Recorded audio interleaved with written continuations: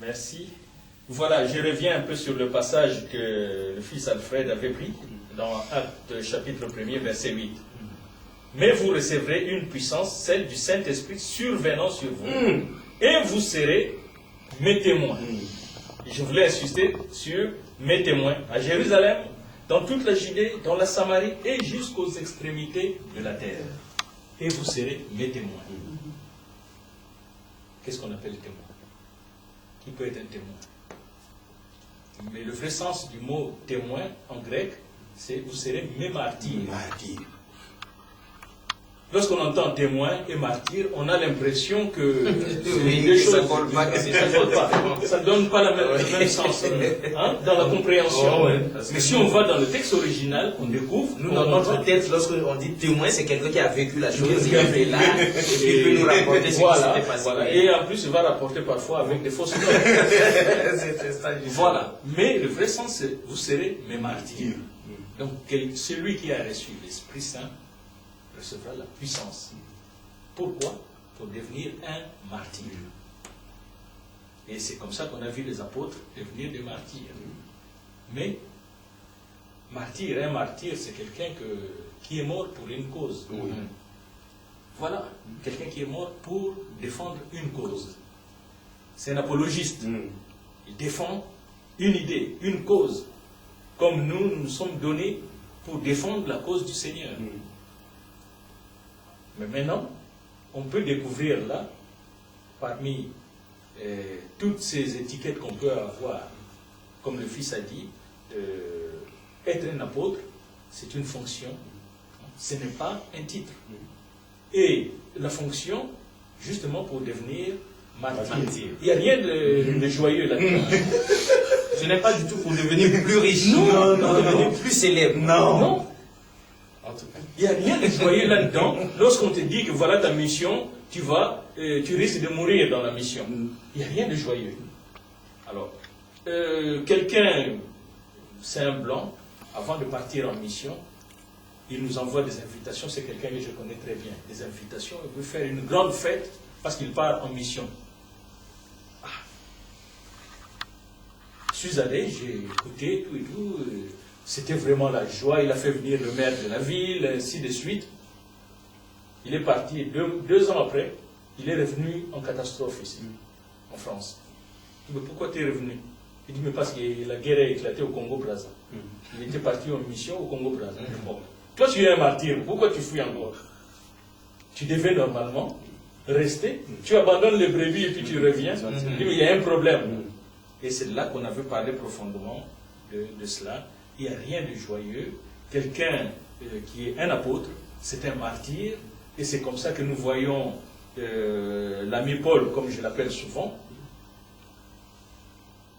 qui montre même qu'il avait abandonné les privilèges pour vivre d'une façon simple.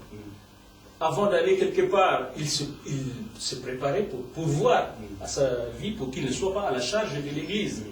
Mais lorsqu'on voit des gens qui se proclament apôtres, bishop, général, et ainsi de suite, amiral, et pour prendre l'argent des gens, en quoi ils sont des martyrs?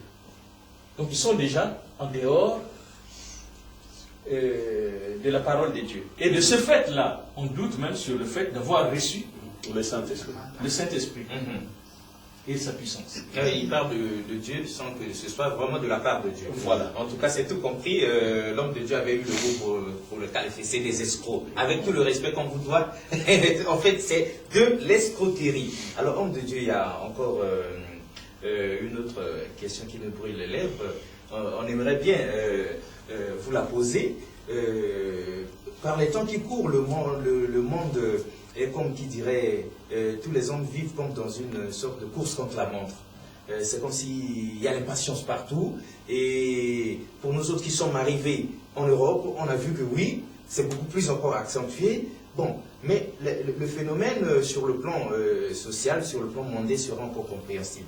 Or, lorsque nous vous avions entendu, nous avions quand même entendu l'homme de Dieu, le révérend Alfred, prendre son temps, bien qu'ayant été démarqué de là où il était auparavant, bien que sachant qu'il y a une vision divine pour lui, mais prendre son temps et patienter, regarder la chose, la mûrir et prendre donc le départ au bon moment. Et de votre côté, si vous avez eu votre temps de réfléchir, de malaxer les choses, de, comme qui dirait, tourner cette fois la langue dans la bouche avant de parler. D'où vient-il qu'aujourd'hui, chacun se lève un bon matin, il s'auto-proclame homme de Dieu. Il bondit sur l'occasion. On est à la recherche de ça. Et on ne prend pas le temps de réfléchir, c'est parti.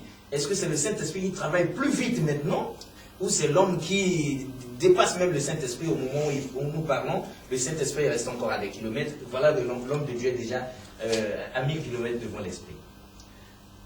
Ah, merci pour la question, mais la réponse sera un peu plus longue, je dirais. Il n'y a pas de problème. Ici en Europe, on peut avoir des églises où il n'y a pas de pasteur. Donc l'église, pendant 3 ans, n'a pas de pasteur. Il y a 1 ou 2 anciens qui sont là, qui font le travail. Jusqu'au moment où ils vont trouver un pasteur. Chez les Africains, les pasteurs sont toutes les minutes. Il y a la production sous chaîne des pasteurs. On a vu ici. Aujourd'hui, moi je souhaiterais que des réunions comme ça, qu'il y ait des séminaires comme ça, qu'il y ait des pasteurs, parce que c'est eux que nous sommes en train, en premier, entre guillemets, de viser. Parce que l'ivraie pousse plus vite que le blé, et c'est ce qui se passe. Malgré la confusion, tout ce qui se fait aujourd'hui en mal, mais il y a des gens, des hommes sincères que Dieu a appelés. Et c'est ceux-là que nous voulons vraiment atteindre petit à petit, mais Dieu fera grâce pour que nous puissions vraiment aller pleinement dans la réforme. Lorsqu'un peuple est dans la crise, lorsqu'un pays est dans la crise, il y a des profiteurs. Avant, je prends l'exemple de Kinshasa. Ça fait 27 ans que j'ai quitté Kinshasa. Et une fois que je suis parti, je suis resté 5 jours. Je suis revenu. Donc c'était 19 ans après. Je suis resté 5 jours seulement pour revenir. Mais aux époques où j'étais jeune, puisque maintenant je suis à la retraite, en tout cas, on trouvait des ngangas partout. Et tout le monde s'improvisait nganga. Il y avait des ngangas, des féticheurs. Des féticheurs, voilà. Des féticheurs, un peu partout, il y avait des féticheurs. Il y avait aussi des escrocs, féticheurs, qui s'improvisaient féticheurs, mais en réalité qui ne connaissaient rien. Rien du tout. Et puis, bon, on nous a embobinés, voilà, je peux te faire des tatouages. Oui, on appelait des camons. Oui. C'est sorti, ce mot-là est sorti vers les années 60-62. Les camons, parce j'avais 10 ans, on nous a coupé, on nous faisait manger des lames de rasoir et tout. Mais c'était des gens qui ne connaissaient rien dans ce qu'ils prétendaient être. Alors, vers les années, je crois, après les années 70-75, il y a eu ce mouvement qui a commencé par rapport à la spiritualité. Oui, le mouvement de réveil. Voilà. Vers les années 80. Et la même réaction se produit. La même réaction se produit. Il y a eu des faux serviteurs qui se sont aussi élevés de la même manière comme il y a eu des Nganga autrefois. Au fait, c'est un courant que le peuple n'arrive plus à faire face à des réalités et puis va se rabattre sur ce qui est en vogue. Le peuple, il y a des malins, comme je dis, le grand malin, il y a le grand malin, mais qui a donné naissance au petit malin. C'est que le petit malin, puisqu'il il veut pas, il n'a pas l'amour de travailler, ce sont des paresseux au fait. Il n'a pas l'amour de travailler, et puis il va chercher le moyen le plus facile pour avoir de l'argent. Donc c'est un phénomène qui, autrefois c'était les Nganga, avec la musique du monde, c'était ça, et maintenant, même la musique chrétienne